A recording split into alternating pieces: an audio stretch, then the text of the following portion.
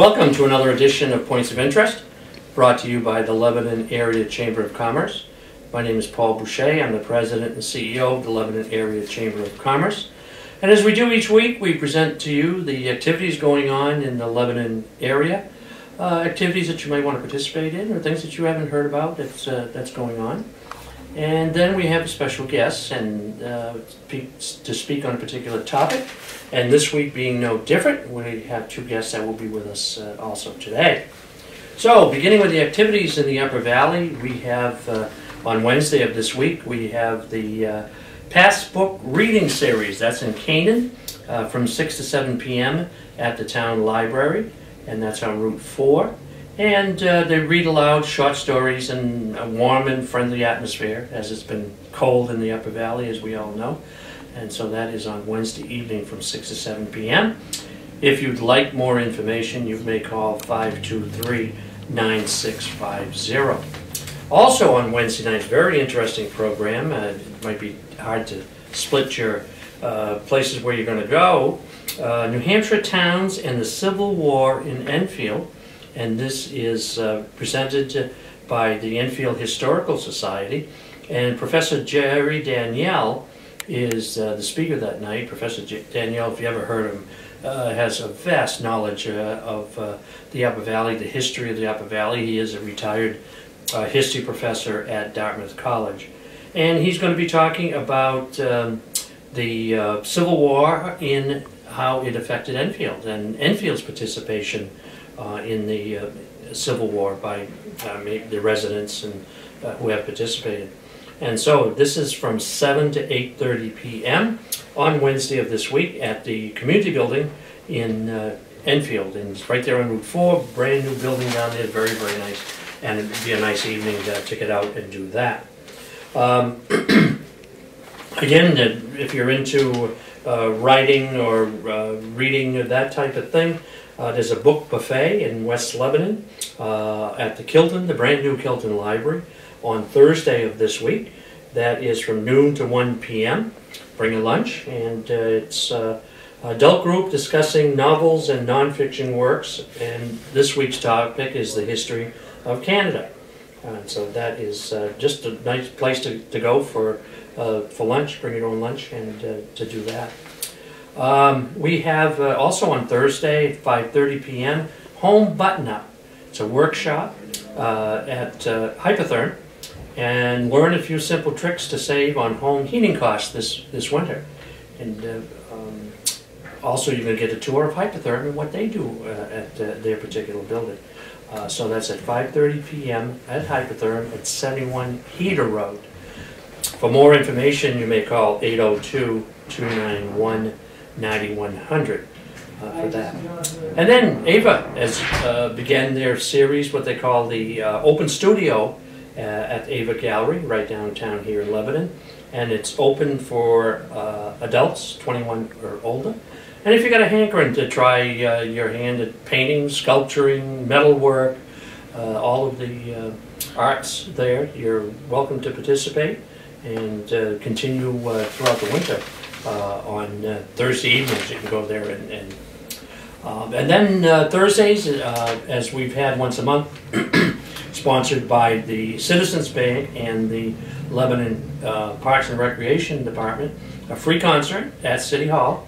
And this week it's Turkey Point Swim Club and Justin Goodrich, and he's a Vermont-based band and local singer-songwriter. Again, it's free. And that is at the Lebanon Opera House on Thursday, beginning at 7 to 8:30 p.m. And even though it's chilly out there, the Enfield Farmers Market is on Saturday at the community building, as we mentioned before. Local produce, baked goods, eggs, meats, and handcrafted items, free admission. And that is from 10 a.m. to 1 p.m. at the community building in Enfield. And we have, coming up next weekend, is the Ballet Theater of Russia. That will be February 8th and 9th, only 2 performances. And they're going to be performing Romeo and Juliet. And that's right here at the Lebanon Opera House. I'm sure they've never been here before. It's a great group to have in our small community. So both performances are at 7:30 p.m., February 8th and 9th, and I'm sure they're going to be sellouts, so I would suggest that you call 448-0400 to get your reservations in for that. For our vendors who've been looking for information on our home life show, we sent you a postcard saying save the dates of March 15th, 16th, and 17th for the 35th annual home life show that the Lebanon and Hanover Chambers putting on. We expect this week that the invitations, applications will be in the mail to you, and that you'll be able to reserve your booths for the show. Completely revamped show this year. We've got a new entrance. We've got moved some booths around. It's going to be very exciting with workshops. You'll be able to do workshops, visit workshops, and we also have different chefs coming in to do some demonstrations. And if you've never been as a exhibitor, it's a great opportunity to show your wares and what you do in your business. Last year we put close to 9,000 people into the arena in the 2.5 days that we were there. And if you're just a visitor to the show, I always said that if you saw last year's show, you haven't seen this year's show. Again, as I say, we've completely revamped the show. And vendors, we have vendors that come in every other year. We have vendors who are new, and even the vendors that do come in every year have new wares and things to show. Because of the 187 exhibitors, we turn over about 1/3 every year. So it's a new show, and people enjoy it. Plenty of food to eat, entertainment, and workshops this year. So plan on March 15th, 16th, and 17th for our Home Life Expo, as we call it now. And come and enjoy that. We have the SBA, Small Business Administration, that is doing some small business consultations. These are free, and they're being held on Wednesdays throughout the month of February, and its hours are 1:30 to 2:30 p.m. This is at their district office in Concord. No reservations are needed. You can just walk right in. They're located at 25 Capitol Street in Concord. And if anybody would like to call, Mike Morales is the director. He does a great job. His phone is 225-1601, and everybody is, if you get a small business question, or places you want to need financing, they are excellent in doing that type of information for you. So, going to our guests, this week, we have Erica Stupka-Fisk, who is from the state of New Hampshire. She's with the Health and Human Services. Welcome to the program. Thank you. And we have Sara O'Reilly, who is with Child and Family Services. And they're going to talk to us today about their particular program.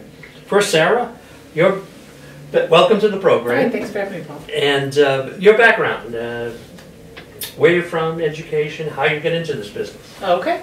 I am from St. Louis, Missouri, and I went to school at the University of Missouri in Columbia, Missouri, and got my master's in social work. And I moved to New Hampshire in 1995 and worked at Child and Family Services as a pregnancy counselor and a family therapist. And then had kids and stayed home for a while, and a couple of years ago, or I guess it's about 1.5 years now, was contacted about the contract with the state of New Hampshire for helping them recruit foster parents through the state. And so I've been working with Erica, and also I have another colleague of mine, Michelle Galligan, who has other districts that she helps out. So we kind of share districts, and Erica is the Claremont district office, and I've been trying to, which includes Lebanon, I'm trying to help her with recruiting foster parents in the area. Oh, excellent. And Erica, your background and how you came to this business. Yes, I have always had a passion for helping people, and for a long time with foster care and adoption. And so I went on and got my Master's of Social Work at the University of Connecticut, and wasn't able to find a job in foster care or adoption, and was a counselor for some time with children and families, and this job opened up, and I jumped right at it, and I've been with the Division for Children, Youth, and Families for 5 years now. All in the Claremont area? Yes. Okay. Yep. And that's where your office is located? Yeah, our office is right in Claremont in the state office complex, but we cover all of Sullivan County and southern Grafton County. So we go up as far as Orford and Lyme, and as far east as Orange and Grafton. So covering this entire area? Yes. So. And how did the two of you interact? You said something about a contract. You have a contract with the state? Is that how that works? Right. We have a Child and Family has a contract with the state of New Hampshire Division Children, Youth, and Families to help them recruit foster parents. It's the recruitment retention contract, which is a 2-year contract.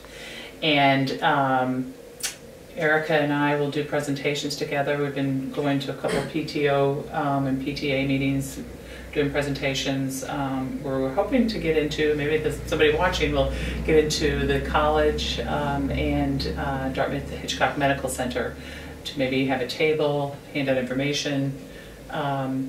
So I don't know if that's answered your question. And other than working with the state, do you do your agency do other things? Yes. Okay. Yes, we're a private nonprofit agency throughout the state of New Hampshire, and we do pregnancy counseling, adoption work, family counseling, drug and alcohol, homeless youth programs. We have a group home, we have a summer camp, and we also do foster care for more therapeutic type of foster parenting.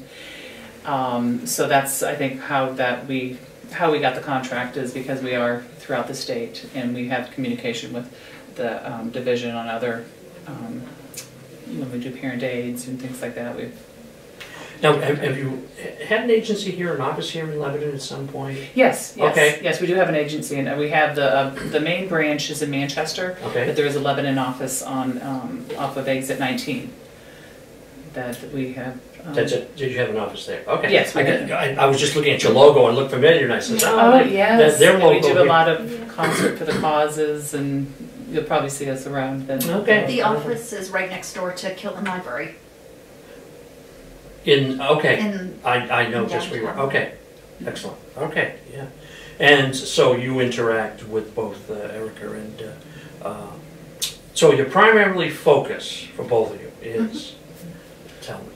The primary focus is to recruit foster parents in the area, and I don't, foster parenting. I don't know if people are familiar, but if a child is abused or neglected or not taken care of, the child may be removed from the home, and there needs to be a home that provides a supportive environment where a child can stay while the parents work on their issues. And in this area, there's a shortage of foster parents, and so we've teamed together to try to promote foster parenting, educate people about being foster parents, dispelling the myths. You don't have to be rich, you don't have to own a home, you don't have to be married. Just regular people that can love a child and take care of a child, and so we've trying to come together to get more people to volunteer to be foster parents. And this is a temporary placement of a child. It's not a permanent adoption or anything of that nature. It's a temporary. We hope. Okay. We always hope that it's temporary. But we're also looking for homes that are willing to adopt. If the child can't go home, we would love that place to be, that foster home to be the child's last placement. It doesn't always happen, but we like to try our best. And that's one of the reasons why we need more foster homes, is because we want to make the best match possible. And sometimes we're not always afforded with that luxury, where we have a foster home that's available. We have children that need to be placed, and so that's where they go. Is not necessarily what the foster parents were envisioning for what they wanted for a child, and it's not necessarily in the child's community or close to their family. So the more foster homes we get, the more likely we can have that good match. Excellent. So it's both a temporary and a permanent, and so depending on the situation, people can volunteer for either. Is there support, financial support for these children once they are placed with the foster home? Yes. To help with their support? Yep, there is a daily stipend that they do receive, and it's based on the level of care and the age of the child. So we have 3 different age brackets that we have for the level of stipend. And then it depends on if they're what we call a general level placement, a specialized care placement, or an individualized service option placement. And that as each placement goes, it's more and more need for the child, for care of the child, supervision, appointments, responsibility, so the pay does increase. It does. Where do most of your referrals come from? You come from schools, probably, where the children observed closer, probably? Yes, yep, schools, doctors, therapists, those are the majority. Sometimes we have family members, sometimes neighbors, but yes, the majority of it's school and other medical professionals. So working out of Concord, you said, is your main office here, but you're mentioning districts. How many districts do you serve as in New Hampshire? Well, regarding the districts, it's for the state offices. Like Erica's out of the Claremont office. Yep. I do believe there's 12, there's 13 districts. There are 11 district offices in New Hampshire, and then we have what we call our Southern Telework group. So we have, technically there's 12, but there's only 11 offices throughout the state. And your agency is active in all of those? In all of them. I have 5 offices. I have Littleton, Claremont, and Laconia, Concord, and Keene, and then my colleague has the rest of the districts. So we try to travel throughout the state and put a few miles on. I a few miles on, in this yes. rural area Yes. of it's not like going to Nashua, Manchester, or Concord. It's, right. There's a few miles between offices that you have, and basically you're working directly with local directors. You don't get involved in the one-on-one issues. Right. No. Yes. It's mainly I do recruiting. That's all I do. Okay. I do not have any interaction with the children or the families or the matching children and families together. My job alone is just with the recruiting.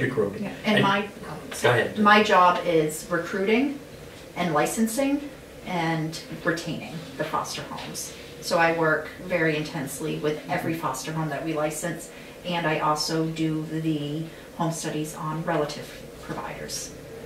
So there is a licensing procedure also? Yes. Okay. Yep, the first step would be to call and get some information from us, and then there is 21 hours of training that are broken up into 7 classes, and there's some paperwork, there's an autobiography, so we get to learn all about the foster parents.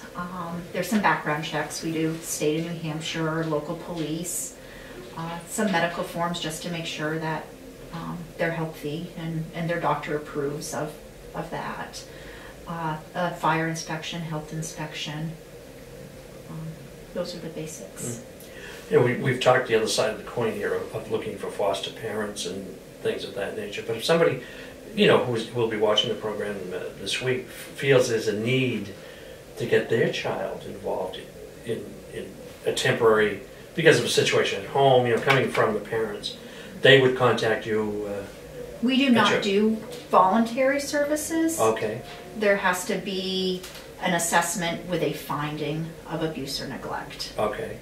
And so unfortunately, the Division for Children, Youth, and Families cannot help somebody calling on their own to look for services, but that's something that Child and Family Services, they would call you as a private agency. I see, okay. Yes, we provide parent aids and things that the child can remain in the home and get the help they need. At the home. The parent can get the help they need, so hopefully they can decrease the chance of abuse or neglect so they don't have to go into foster care. Did you ever get calls from a child who says, I need to get out of here, or calls your agency or whatever? I have not personally had calls. My own children joke about that. I threaten that sometimes. No, just joking. But no, I have not. I don't know if you've gotten a call. We do. The division does receive calls every now and then from children who report that they don't feel safe. And so we look into it. Sometimes it's a teenager who's upset that their parents won't let them spend the night at their friend's house for the weekend. But other times it's legitimate and there really are concerns, and we investigate those. And you have people out of your office that will go to investigate? Yes. Yeah, we have a whole, we call it our assessment team. Okay.